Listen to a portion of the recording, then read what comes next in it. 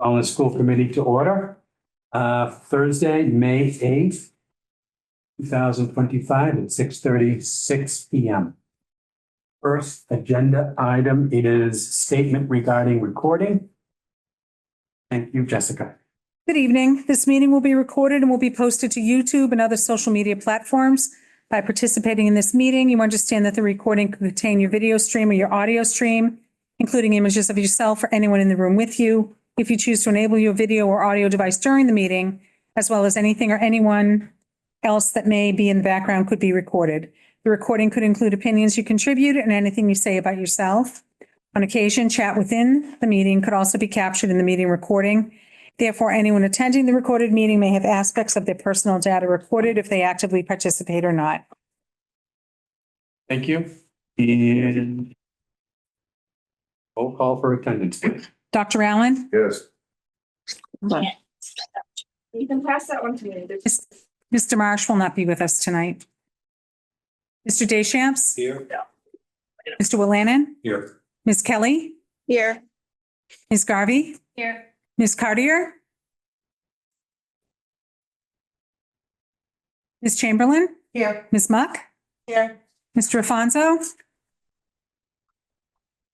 Mr. Wiggler? Here. Mrs. Thompson? Here. Mr. Nutter? Here. Ms. LaRange? Here. Mr. Brophy? Here. Ms. Catoulis? Here. And Ms. Reeves will not be with us this evening. Oh. She is studying for her AP history exam. Wish her well. Who's that with us? Ella Reeves. No. Oh, If the school committee members, no objection, I would like to take the student advisory council. As first item.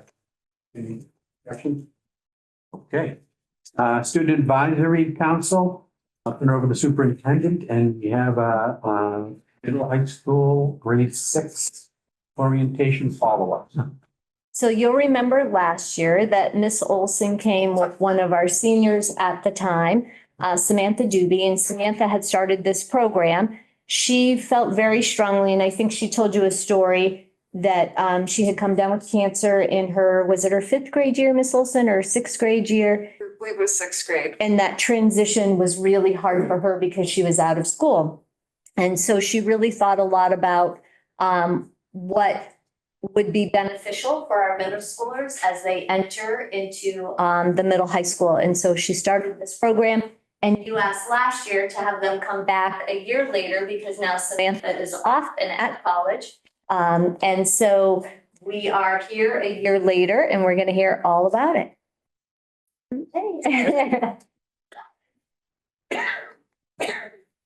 Give me 1 second. I'll pull up your slideshow. Come up with us.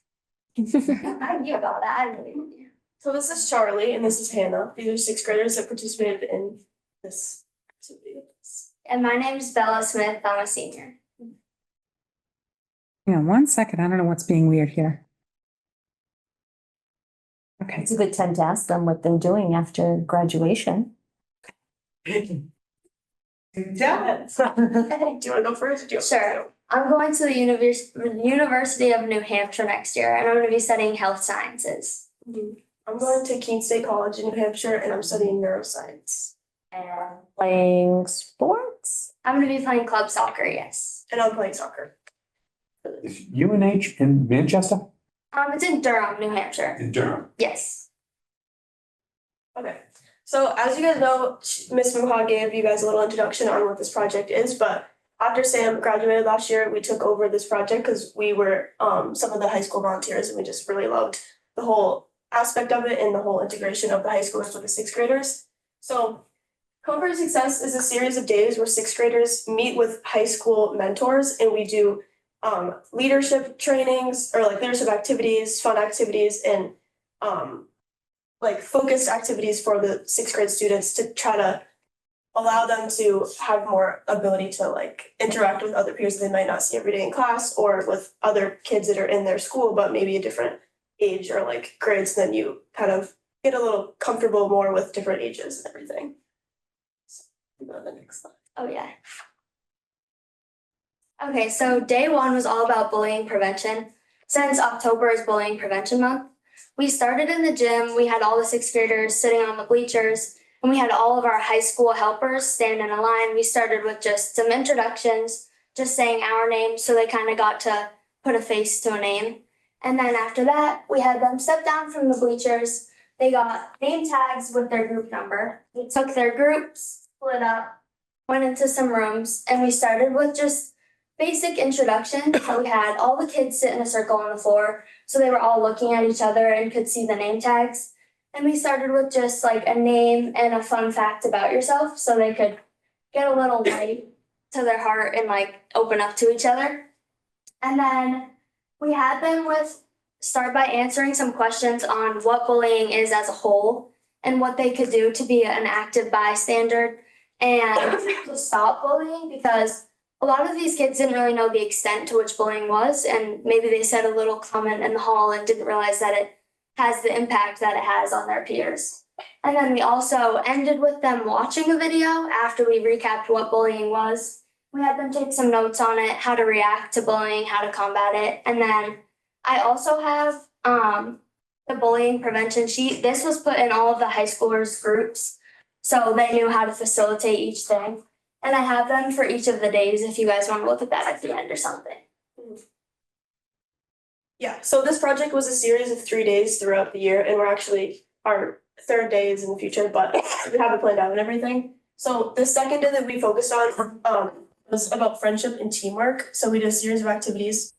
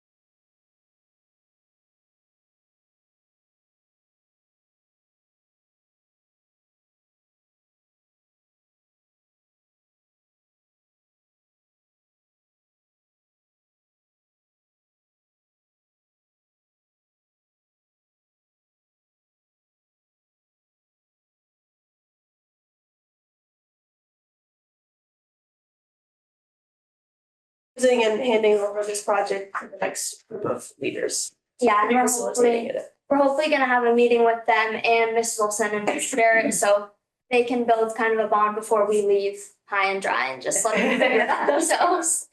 Yeah, So, yeah. I think that's kind of it. If you guys have any questions, feel free. Yes, Dr. Do Allen. you have anybody who has gone through the program who is now one of the volunteers overseeing it or working with it? We currently don't know because the first year that we ran it was last year, so they're only a seventh grader currently. So once they get to ninth grade, hopefully they'll be a volunteer for high school. Yes. Yeah, They will catch the spirit. Yes. yes. Yes, we hope so. Go ahead. So I'd like to hear from the sixth graders. That was nice. Yeah. What do you guys think about it? I thought that it was really fun, and I think that when we did it the first time, it helped me meet some new people in the other cohort. Yeah, some of the people that I'm in group with, I don't see like a lot, but I've been knowing well because of being in the group with them.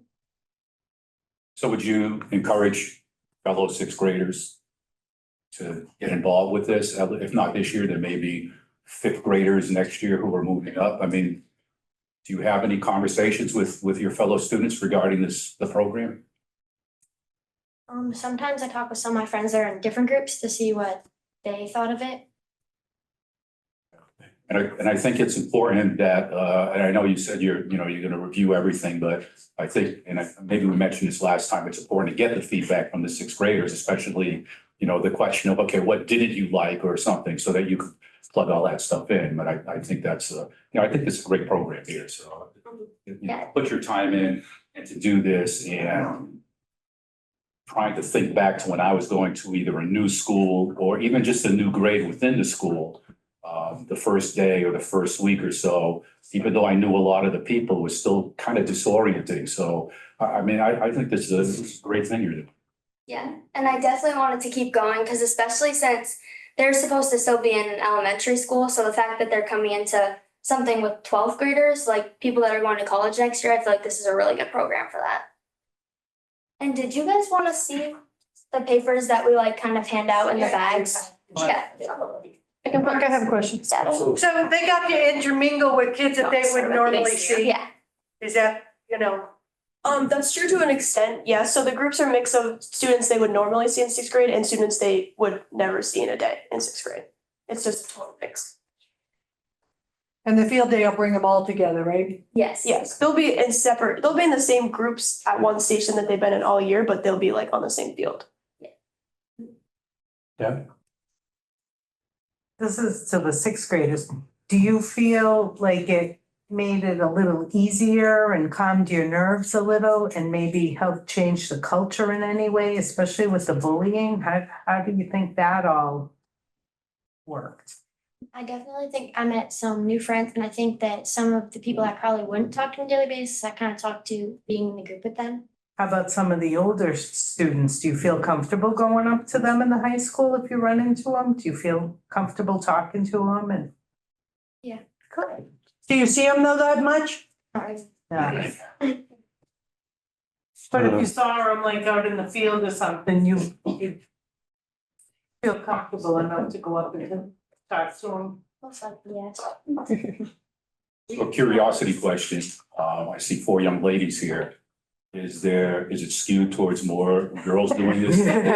No, just curious. Yeah, you're right. No, we have a mix of everything. We're the representatives for it, so Sam Doobie, we were really close with her last year. We loved what it did with the sixth graders. We felt like we built a bond with them. So we were the ones that took it over. This is just coincidence that it's all women. I really appreciate that not only you took it over, but you tried to make it more robust and sustainable in the future to make sure that it just doesn't go away after you graduate. So Yeah. thank you for putting that thought into that. And do you think the 3 days or the 3 perspectives, you did bullying, harm prevention, you did friendship and Teamwork. teamwork, and then the field day, is it more just for fun, but is there also another potential attribute to help? Yeah, so we're hoping that they're comfortable enough to like work together with no introductions at all. So it's just like they mesh from the start. Do you have anything else you want? Yeah, like it's kind of combining all of the things that we worked on in the lessons to try to feel the most comfort in their groups at the field days to participate in activities like to the best ability that they can, if that makes sense. But it's also fun. Exactly. Yeah. Yeah. And then a quick question for both of you guys, the sixth graders.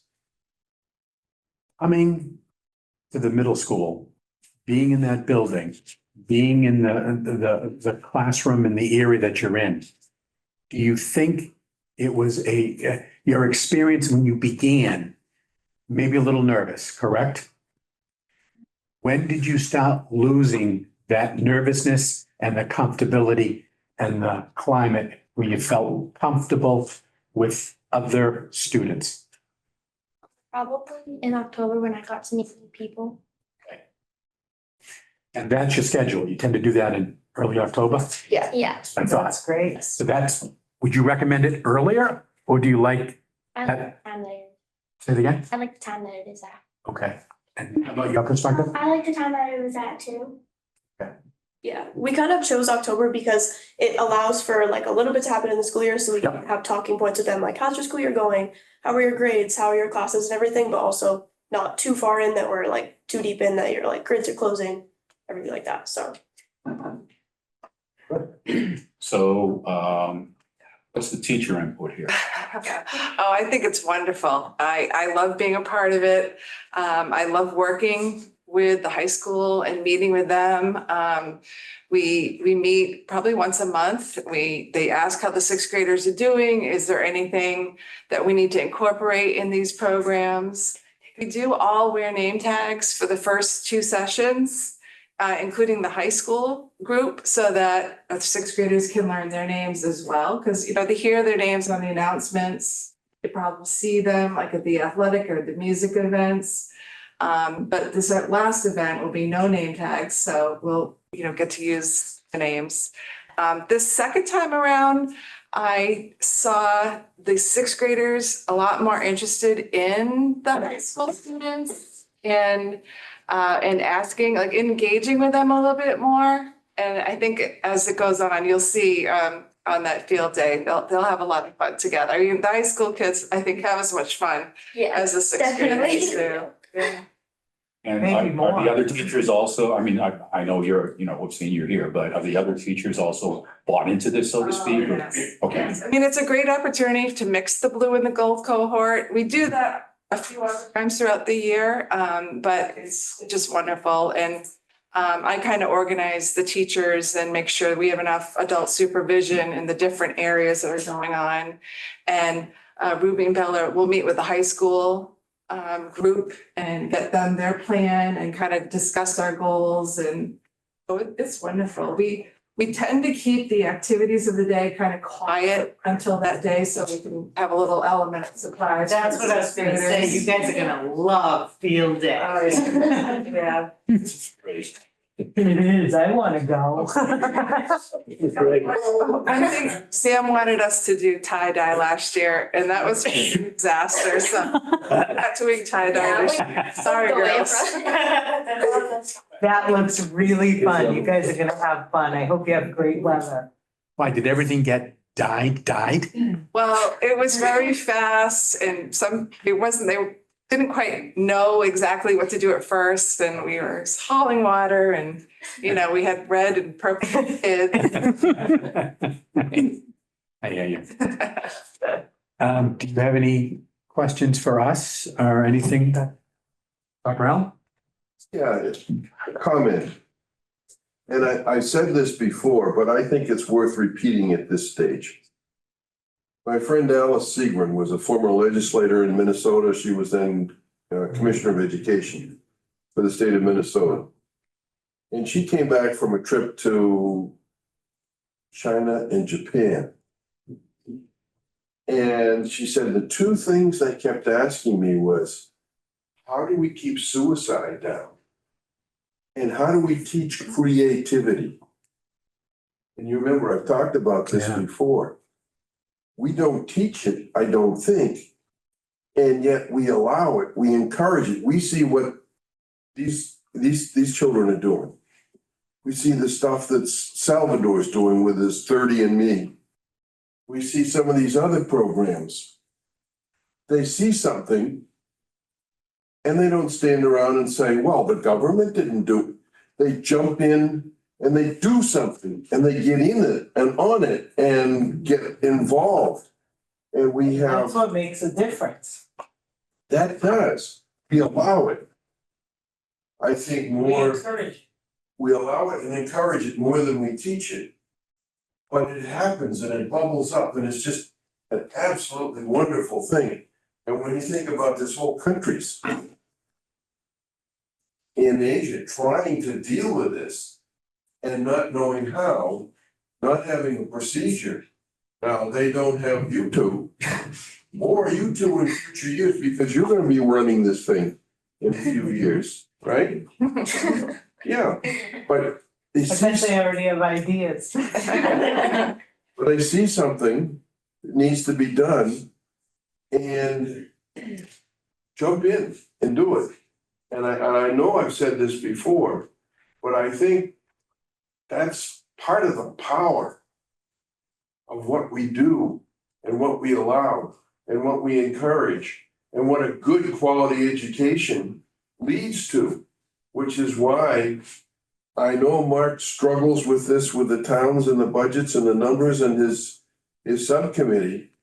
But as a committee, we hold pretty fast on trying to maintain as quality in education as we possibly can, because these kinds of things are happening and you're going to be the leaders in the future.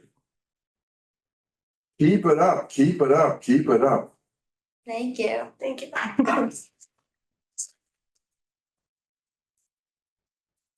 One's my granddaughter, I can't believe One how tall would have she no is. doubt. right? No. I was gonna put her on the spot, but I thought, no, I'll just be quiet. You just did at the end. It's okay. Oh, yes, but you did a wonderful job. Hey, Again, thank you very much. Thank you. Thank you. Thank you.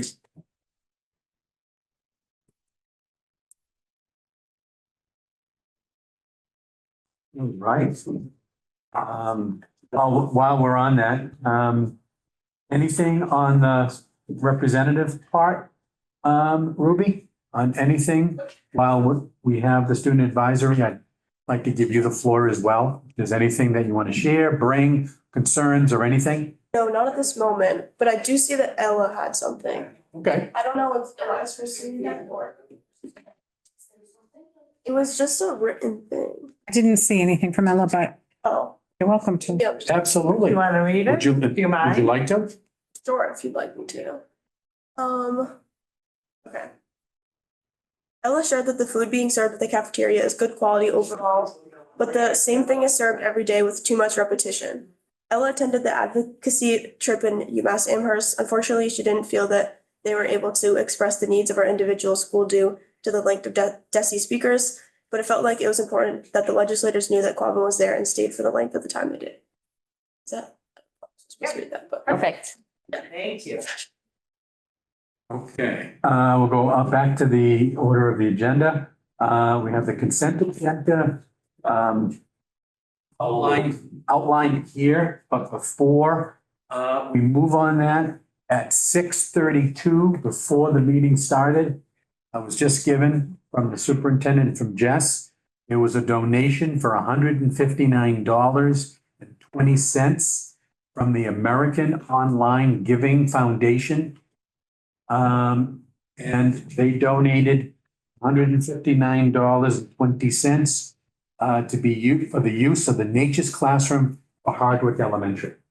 So although it's, it's not on the agenda here, just got the notice, I'm able to at least say that it's a donation. I'd like to be able to put that on record and be part of the calendar. Move the consent agenda plus that item. Okay, is there a second? Yeah. Beautiful. Because we have school committee, any other concerns? Seeing and hearing none, because we have school committee members on Zoom, roll call, please. Dr. Allen? Yes. Mr. Deschamps? Yes. Mr. Willinan? Yes. Ms. Kelly? Yes. Ms. Garvey, Yes. Mrs. Chamberlain, Yes. Ms. Mock, Yes. Mr. Wiggler, Yes. Mrs. Thompson. Yes. Mr. Nutter, Yes. Ms. LaRange, Yes. Mr. Chairman. Yes. Okay, thank you. Administrative reports, Superintendent. So, you have your, our report in your folder. And, I just want to let you know that our Director of Teaching, Learning and Support is with our HR Director tonight. They're participating in a job fair. It's held at Ashburnham, Westminster each year. I attended with Nancy last year. We had a, great time meeting lots of people who are interested in working in schools. So they're doing that tonight in the hopes of maybe recruiting some folks that we might need next year. So just wanted to let you know about that. Most of what's in my report, there's a lot of dates. This is a very busy time of the year. So I figure as often as I can put them in front of you might be helpful. We're really working on our graduations and our step ups and our end of the year concerts and all of those things. We have our political engagement showcase. If you haven't been before, it's really a fun night. That is a result of the global politics course. We hear a lot of students come here and talk about what they're passionate, and it's a great night to, very low key. You can walk through the cafeteria and just kind of meet with the kids and ask them about their projects. The other thing is last Friday, we had a mock car crash. We haven't done one of these here in Quabbin for a while, but during the safety meetings, we meet with all of our, local police chiefs, fire chiefs, and Kevin Clark, our director for building grounds and safety. And so we talked about the benefits of doing a mock crash for our students. And really not just focusing on the idea of impaired driving, but also distracted driving. So, here's what can happen when you're on your cell phone or your friends are in the back seat and they're fooling around. And I think, Ruby, you probably attended. Were you? I did, Yes. So we'd love to hear your feedback on that. So they basically went out and our emergency response teams responded. They sort of reenacted a scenario and then they came back into the auditorium and they had a debrief. We did allow students to opt out. It was just our 11th and 12th graders. And if families or students felt like it was uncomfortable, it can be hard if you've been in an accident or someone or different things like that. So we really wanted to be sensitive to that. We also were lucky enough that we were able to have a comfort dog here and we had our counselors at the ready to just talk through this with our students. But I'd love, Ruby, if you wouldn't mind just saying a little bit about that from your experience. Yeah, so what I kind of heard from my peers and everything is like very serious feedback. Like everybody took it very seriously, I would say. And I think something that I wasn't expecting is how impactful it was to have actual students like that we know. I don't know if you guys know this, but the students were actors in the car crash, and I think that was unexpectedly impactful on students to see them actually experience it and like act it out. And I think it was very good to get the message across to students of the importance of it. Thank you. That's really helpful feedback. The other thing we did is, we just finished our first integrated academy for emergency services. So some of our kids acted in the role of firefighters. And so that was pretty cool too. Yeah. Nope, go ahead. And just to add on, I think it was really impactful too to have the little debrief session in the auditorium when the fire chief, he was explaining his story and his experience when he was in the fire academy, like in the place of those students now. I think that was very, very impactful. And so, one thing we talk about is these one-day events don't really change practices, right? But it's educating them throughout the year. So additionally, just Tuesday, I believe it was, Ms. Whitelaw and Ms. Jenkins put a day together, really allowing our seniors to think about next steps and how to keep themselves safe and responsible. And I went into the session where the Vanessa Marquardt Foundation was here, and they were working with all of our 12th grade girls, and they were talking about strategies for keeping yourself safe, if you're walking by yourself, if you're out running, different things like that. And again, I thought the students were very, very attentive. Yeah, I definitely agree. And I was lucky enough and I stayed after for the additional training session where we actually got to like engage and practice like physical like techniques to defend ourselves. Yeah, and I thought that that was I've awesome. taken those courses, they're really helpful. They are, yes. And the people who volunteered and came here and helped, I thought that staff was amazing, honestly. Made everybody feel very comfortable enough to be able to participate in the level that they wanted. And I thought that it was great that Ms. Jenkins and Ms. Whitelaw got that.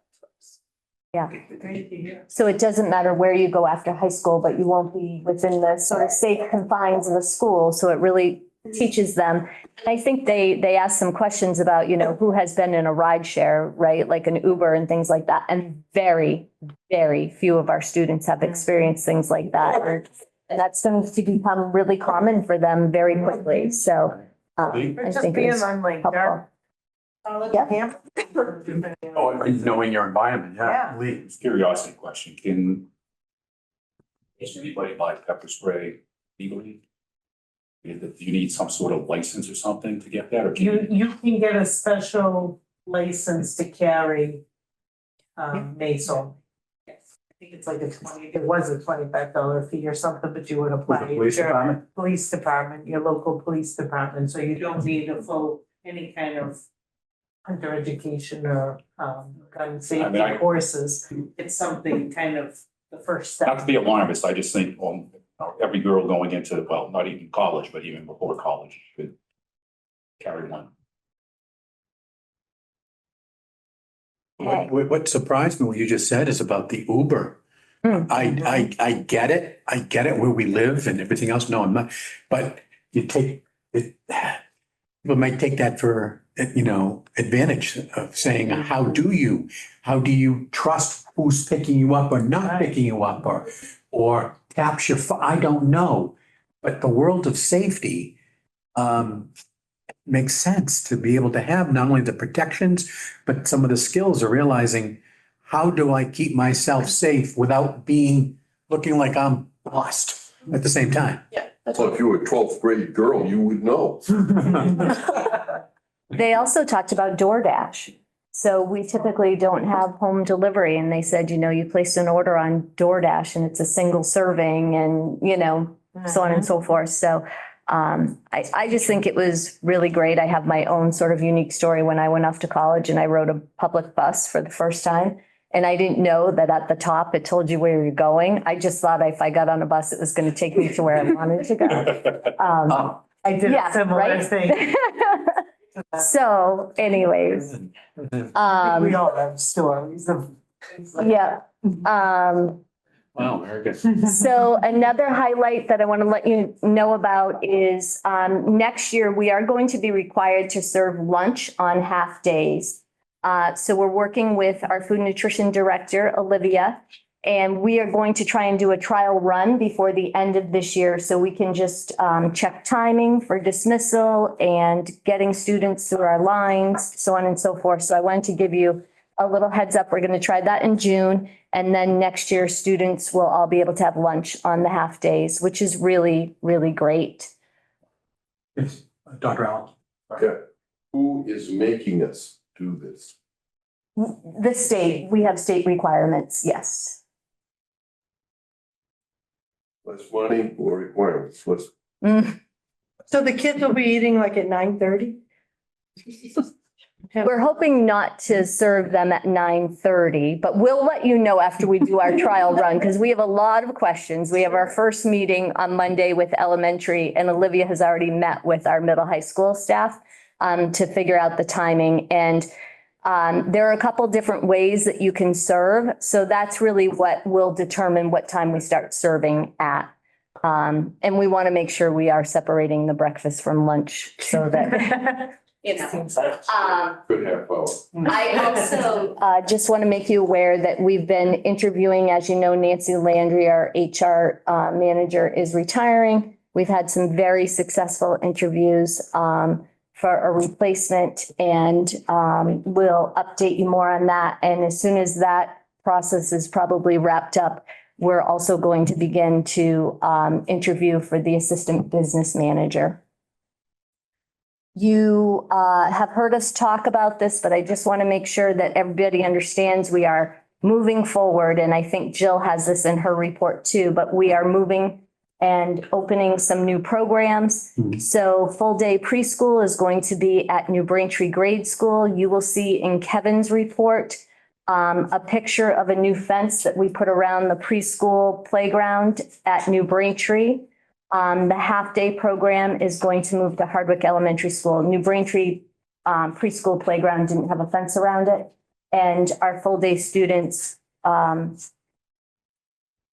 it's very beneficial to have fences. If we were still NIAC rated, we would have to have a fence around our playground. So we're really trying to shore that up a little bit. We're going to start an alternative learning program at New Braintree Grade School. At Ocam Center School, we're going to have a language-based program for grades 3 and 4. We envision growing that program so that as the students are in 3rd, 4th, 5th grade, 6th grade, that we're building that language-based program with them. And the other thing I just wanted to let you know about, Stacy's going to talk a lot about budget tonight, but I just want to keep you updated on some of the things that are happening. We've been notified. Last time I told you that Title I was going to be level funded. We found out earlier this week, as of right now, the president has completely cut all Title II and Title IV funds. That will impact us. It's about $80,000 to $90,000 a year we typically get from those grants. And you may have been following the process from the House and the Senate. Our funding is a little bit up and down. And so many of our legislators who've heard from us, like Senator Durant, are worried for the school districts in their areas. And so they called over and they said, you know, what is something that is a one-time cost for you that we could put in an earmark for you? So Senator Durant put in 2 earmarks. Now, whether they come to fruition or not, I don't know. But just letting you know, one is for Chromebooks and the other one is for Open SciEd, which is our new science curriculum. And I put a link in there. So if you wanted to see all the earmarks, you will see there are Lots. many for schools, which is very different than what it has been. So Spike put in an earmark for parking garage in Quincy for $25 million. That's supposed to be taken out of the millionaire tax, which is supposed to go to education and transportation. Yes. So up that earmark, Colin. Yeah, I guess I didn't ask for enough. We really went with the highest amount we had. But regional agreement workshop next week, annual town meetings are scheduled. We are double booked this year. So both Hubbardston and New Braintree are having their annual town meetings on the same night, and both Ocam and Barry are having their annual town meetings on the same night. So Stacy and I will be splitting, and we would really appreciate school committee coming with us because that, you know, it will just be split in half. And this week is Teacher and Staff Appreciation Week. So we have administrators on. I see we have a paraprofessional out there. So I just want to give everybody a shout out for Happy Teachers and Staff Appreciation Week. Our principals do a great job in their buildings, building a lot of excitement this week and really showing a lot of love to their teachers and staff. So we appreciate that. In Shelley's section, you'll see lots of pictures from the recent trips over April break. And just you had asked about cell phones, and we had tasked our high school administrators with kind of getting their eyes on cell phones. We recently did a walkthrough, and the only use of cell phones we saw was when students went out into the hallways. Ms. DeMarias captured a picture of Mr. Wheeler. Many of our teachers collect their cell phones. Ruby's kind of chuckling in these boxes as students enter in, or they, you know, give you a sense of all the pouches that they use. This is a huge period of testing, both MCAS advanced placement testing, IB testing. It's all happening right now. So if you have a student, a little extra stress on their face, but we're almost there. We are planning our programs. So, the past few years, we've run credit recovery programs. We're going to continue that this school year. And then also hope to offer a STEM camp for our elementary students. And if you have any questions on Shelley's section or Kevin's section. Oh, Yes, sure. Dr. Allen. I think it needs to be commented on and not overlooked. In here, we have kids in Washington, we have kids in Paris, we have kids in Avignon. Sur le pont d'Avignon, l'on est danser. That's a basic song for anybody learning French. And Croatia, Slovenia, Bosnia, Herzegovina, Spain. This is the world. This is where this is where you're gonna be. This is your oyster, so to speak. And to have our kids going to places like this, having the opportunity, seeing, understanding, and it says in here, what kids from Avignon are coming here. Yes, yep. When are they coming? They'll be here this week. Monday, I think. Monday, yep. For a week? 2 weeks. 2 weeks. 2 weeks? See, that's great. That's great. Littlebury, Massachusetts, Ocam, Hubbardston, Hardwick, New Braintree. All intermingled, so to speak. And they're doing this. Again, preparation for the world that they're going to be living in and working in and existing in. And that's just a wonderful thing. Absolutely.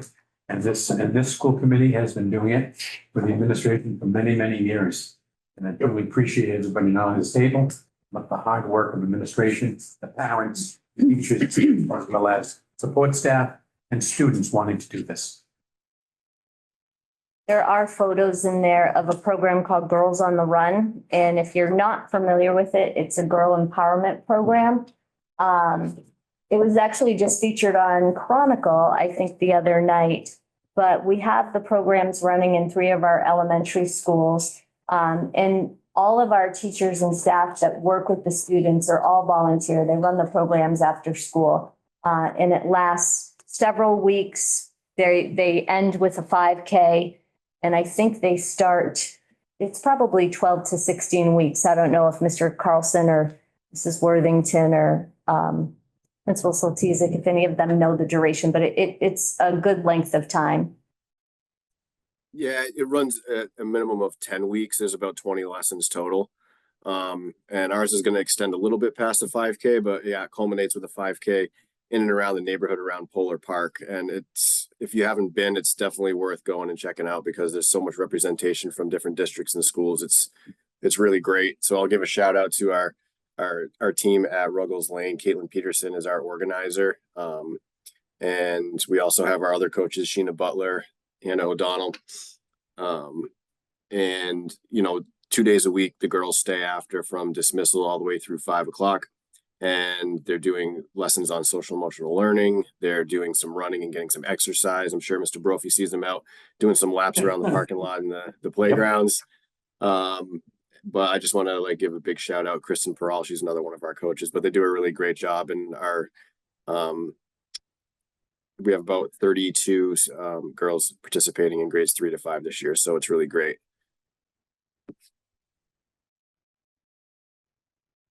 I think last year, Mrs. Worthington ran with the kids. All right. I didn't run.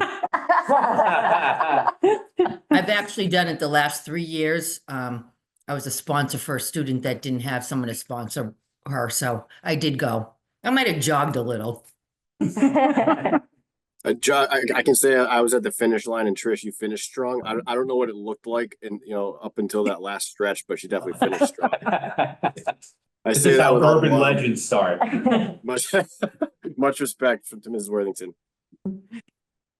It is pretty amazing though to see all those girls at Polar Park. I mean, the whole place is full, different colors of t-shirts and, I mean, and they just put it on really well. Yeah. You know, the kids finish, there's bananas and drinks and all kinds of things for them and awards, you know. That's great. It's a really nice Yeah. event. It's Dr. Allen, sorry. Yeah, in the same vein, I think it was last week, I was here working on, and there's all this track stuff. And I went up there and it was the special ed, where our kids are running along, jumping along, flipping along, doing whatever with the special ed kids.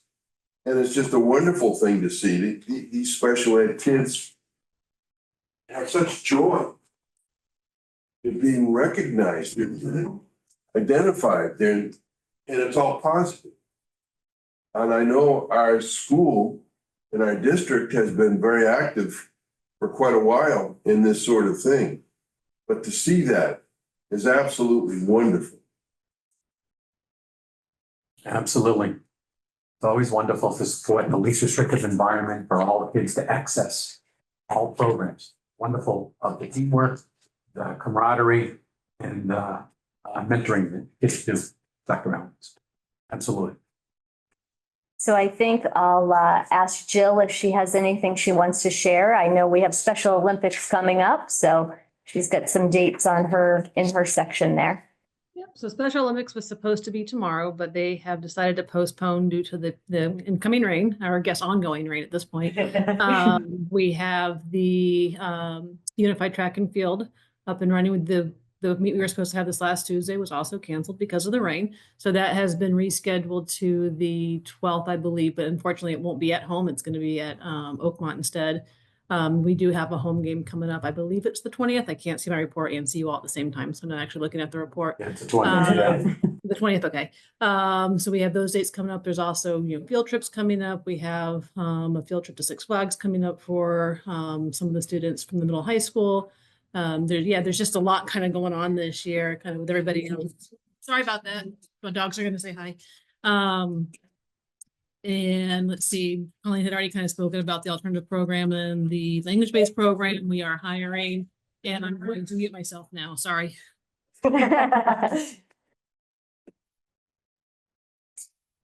Any questions on any other part of the report? Any of our principals have anything they want to add? So quiet. Yeah. No, Dr. Allen? Yeah. On this director of athletics is a picture in here of 6 of our kids who are going on to college, play sports, including you.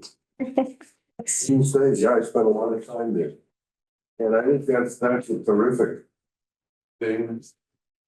And it kind of shows that what we do, while it's not state champion level, well, in some instances it is, but mostly it's good teaching, good learning, good sportsmanship, in learning how to work and with the teamwork and all that sort of thing, which will stand, I think, all of these kids in good stead as they go on. And I'm surprised some of these kids, like they have Travis Wells, he's down in the gym when I'm done. That kid's 6'6", 280. Anyway, maybe more. He's a big kid. And there've been a couple of years ago, a couple of other big football players that went on, I think. His brother. Western New England. Yep. And I think another school. But to see this and the success, I know Keene State has a good sports program. Have you followed basketball at all? Yes, the men's basketball, is that what you're talking Yeah, about? they've been in the NCAA's the last 2 or 3 years. I've been to another one. Wait, you've seen a game, did you just say that? And my goddaughter used to play against them in field hockey. Oh, really? It was always a problem person on her team. She was UMass Dartmouth. Always, usually beat them too. But anyway, I think this is good.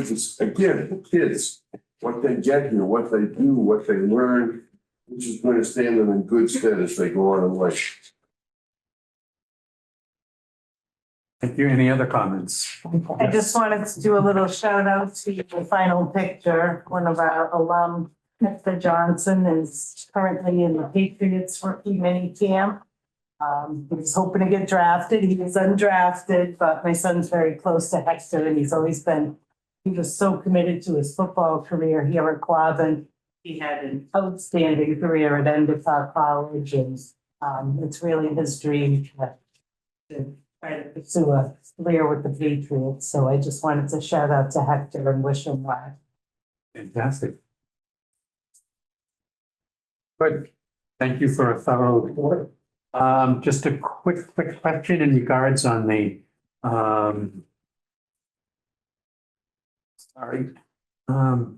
Director of Student Services. I see that you're down, talking with speech and language pathologists. I know it's been a critical shortage and hard to tap into. And you're still working, you're hiring somebody soon? Is that what is outlined? Is that correct? Yep, I hope. We've had some really great interviews. And so we do have some great candidates. So we have made some offers. We're just waiting to hear back. So fingers crossed. And I know you connect with the colleges and the universities, but like, you know, are a lot of students going into speech and language for the pathology or the assistant? Are we seeing a drop too on the pool of candidates? Not just applying, but how about through the pipeline? Yeah, what I've been told is that it's really competitive to get into a speech and language program, but for whatever reason, there still seems to be a shortage. So I don't know if they need to start accepting more students. I'm not sure why. They really are hard to find. Right. One of the things, the feedback that I've been given is that we are not competitive in our salary with surrounding districts. So we have had speech pathologists leave us to go to other districts for a substantial amount increase.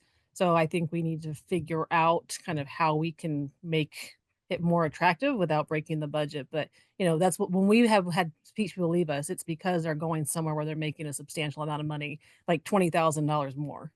So. Yeah, we are very, very competitive in the area, but when you start going towards Weston and Natick and other places like that, we're still behind. Yeah.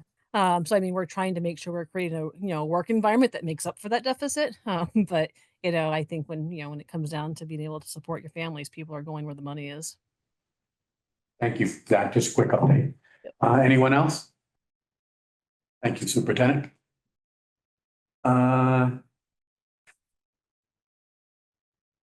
Anything on business? Manager, if you'd like to, would you want to wait for? Oh, I'm sorry, Stacy. I lost my thing. That's all right. We'll do the budget when we get to that. Okay.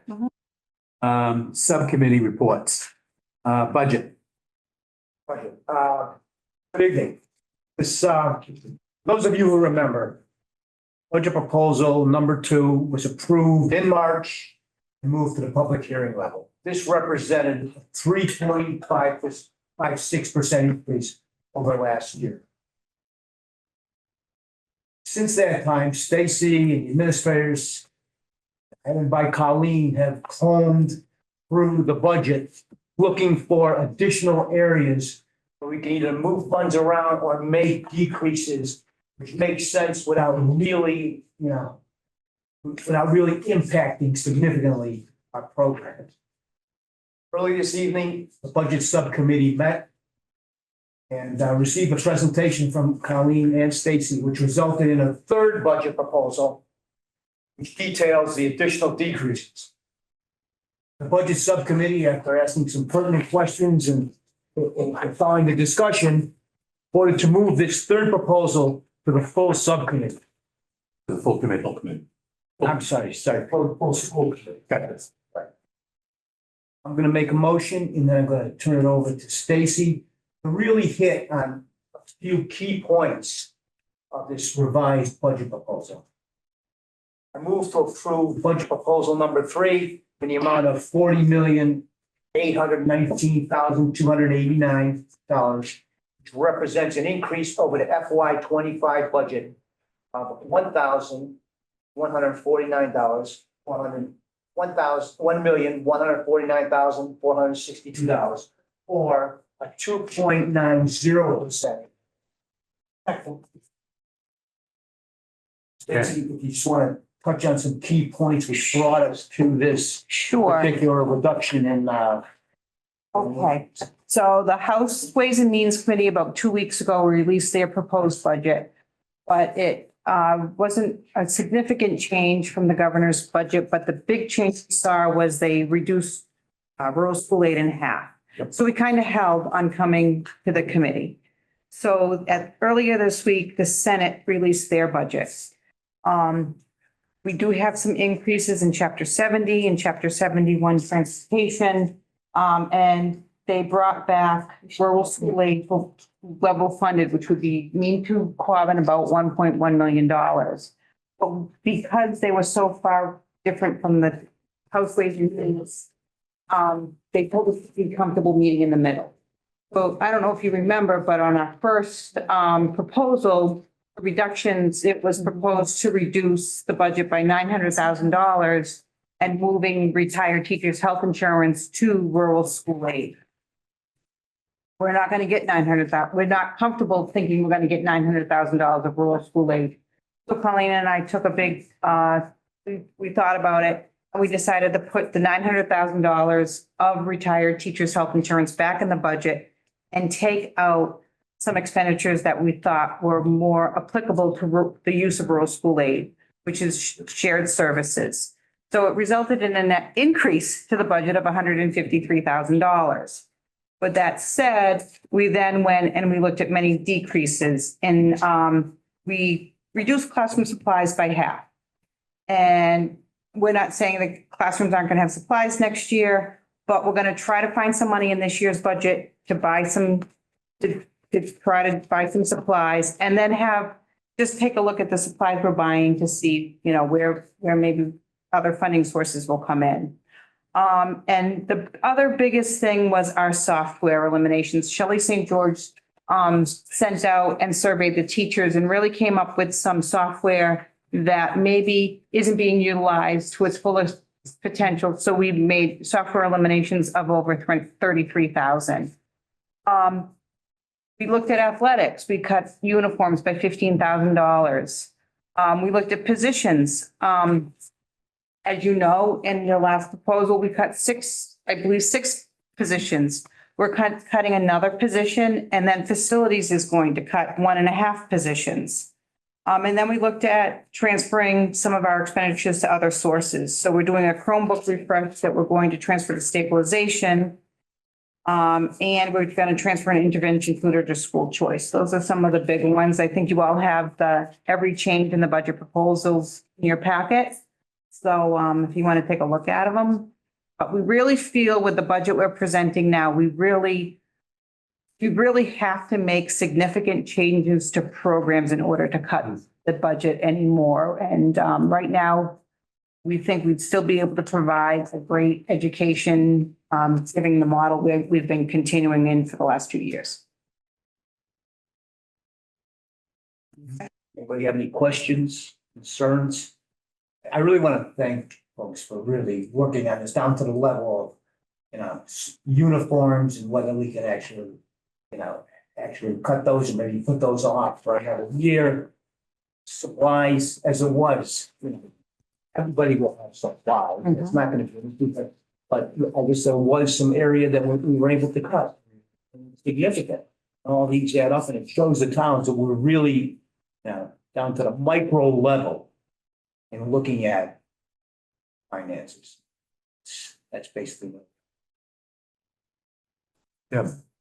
I'd like to echo what Mark said. I mean, I'd like to point out this one cut on here of $850. When you have a $40 million budget and you're looking with such scrutiny to make an $850 cut. Like, I really appreciate that of detail and the work that was put in to make sure that we're being as efficient as possible and trying to work with the towns as much as we can when our revenue sources just keep getting cut and cut and cut. And, it's not looking very favorably that they're gonna form a committee to reduce, to look at the chapter 70 formula. So we need to stay as active as we can and keep our voices being heard at the state level because I don't know if they heard our messages so far. So I think maybe we're gonna be a little louder. So it's not over yet, but these are really tough decisions, and until that formula gets changed, we're gonna keep having these same meetings and conversations. So I really appreciate all the work that Stacy and Colleen and administrators are put into this detail to try to be as cost effective as we can. So especially with our rural aid being cut in half from 15 million down to, they cut it the first time, 750? They cut it in half. No, to five. Was it Supposed to actually go back up. So it went up, the Senate bumped us up a little bit, but it's not where we were last year. So with all this being said, you know, I really appreciate to propose this to the towns and hope that they can understand the level of detail and that we're putting forth to work with them. One thing I did want to point out, when it comes to the revenue, so we made the cuts, we did some in and outs. But we still didn't like the numbers we were given to towns. So for the last 4 years, we've used $750,000 of E&D. In our first two proposals, we decreased it to 600,000. We brought it back up to 750 because the numbers we were presenting to the towns, we just in our heart felt weren't doable. So, but we feel with bringing up the E&D using $750,000, we're not putting ourselves in a, real predicament, but, it's not exactly where we'd like to be for an E&D situation, but we're still looking to the future to use it in the future as well. So, I just wanted to point out that we are increasing E&D back with this proposal back up to $750,000. And there were, so we want to give Jill a huge shout out because we are feeling more confident. She's done a lot of work this year in keeping our students in district and just really paying attention to where we need support, if that support is working, if we can do something different. She talked a lot, if you remember at the beginning of the year, about really changing our autism program so that the students were more cohorted and they didn't have one-to-one pairs. That's all resulted in cost savings for us. So at this point in the year, we feel okay. I wouldn't say we're like, jumping about this, but we feel really good about the savings that have occurred so that we felt like we could increase that amount to E&D. Any other questions on this? Questions? Comments? And then in regards to the projected, what do you look like for the city, for the towns? Assessments? Yes, so if you look at your sheet, as a result of this, so for proposal 2, Barry was going to be at an 8.06% increase. Now we've got him down to a 4.93% increase. Hardwick was looking at a 3.75% increase. We've got them down to a 0.95% increase. Hubbardston was looking at a 6.5% increase. We got them down to 4.06. New Braintree had an 8.63% increase. We've got them down to 6.39. And OCAM was looking at a 4.31% increase, and we got them down to 1.97.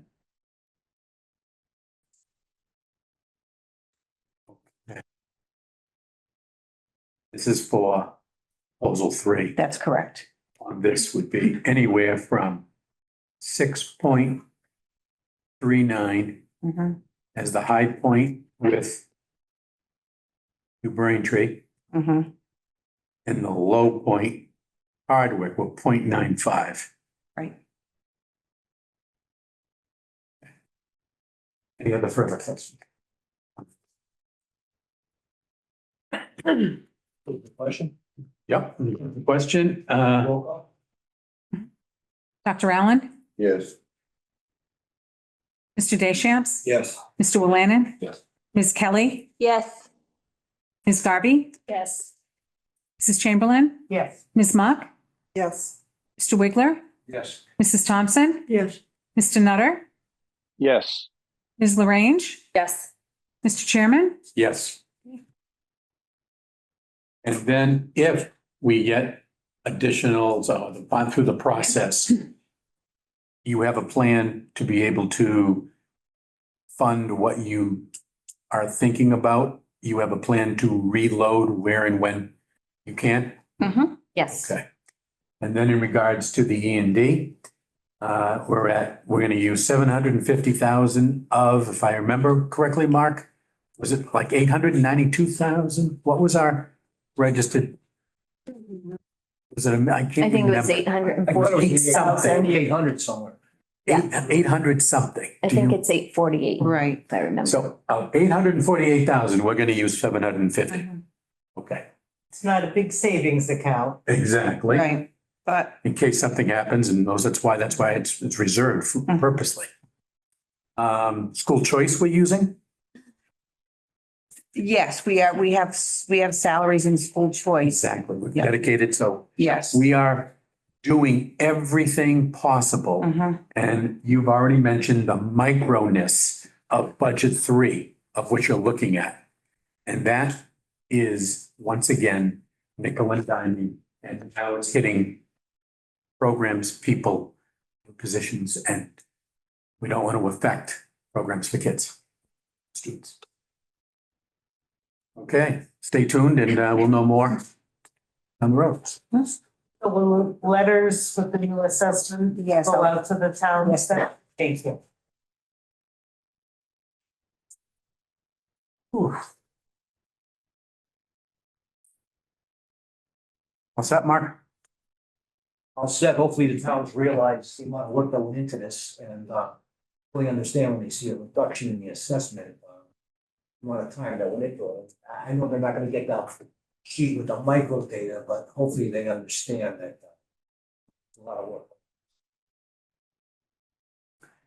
Thank you. Collective bargaining. Yes, we have a tentative agreement with the custodians. We're gonna wait on, the leadership of their union is gonna present contract to the membership for ratification. And after that's done, we'll be able to present it to you for your review and to vote on, probably at the June meeting.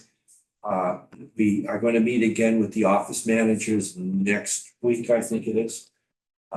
And hopefully, our goal is to have tentative agreements with both bargaining units completed so that we can present both contracts to you at the June meeting, to be reviewed and voted on.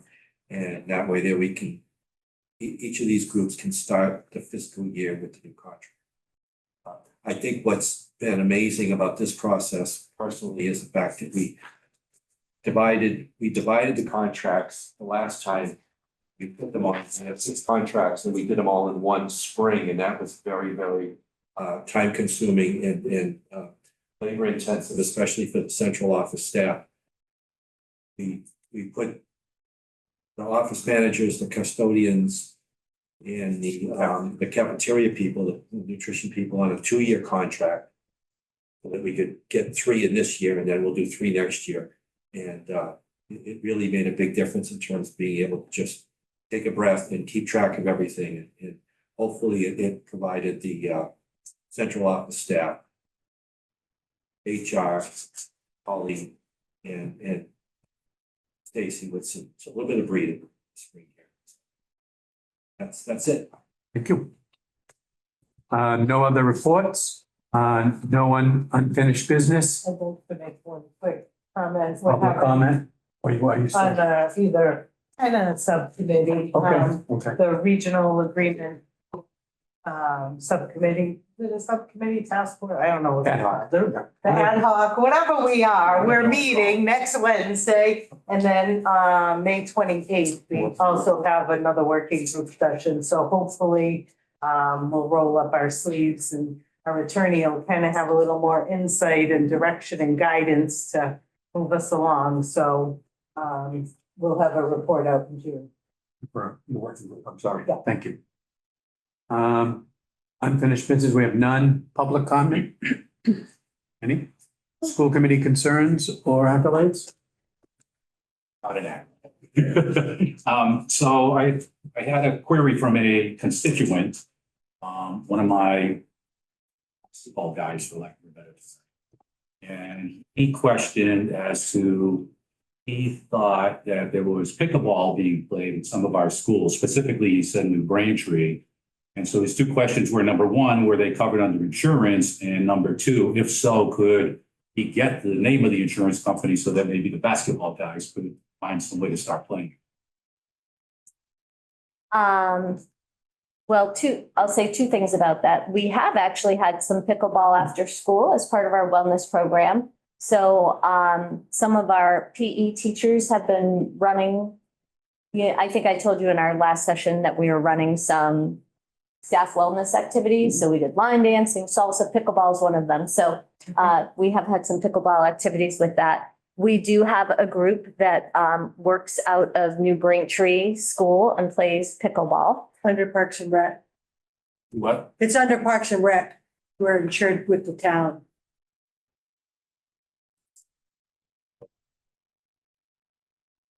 The town Park and Rec group that carries their own insurance. Town property.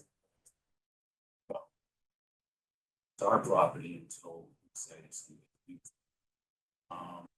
So we have some sort of binder from the town that says, okay, if something happens in town. Yep. And they're in our, remember, we worked really Right, hard on on the that policy, on building the use. procedures. We filled in the categories that we Mhm, worked yeah, out. yeah. Yeah. Okay, So they're in the community. peace. Yeah. Yep, okay. Parks and Rec also has pickleball at the town hall, and it was a case of timing of some not being able to play on different nights. So I think that's why they moved on. I'm not concerned with the town hall. No, I understand that, but I'm just saying, yeah. Any other school committee concerns? In a minute, in a second, there's no new business. We have no executive session. And is there a motion to adjourn? And a second? Sure. Done. And good evening. We are adjourned.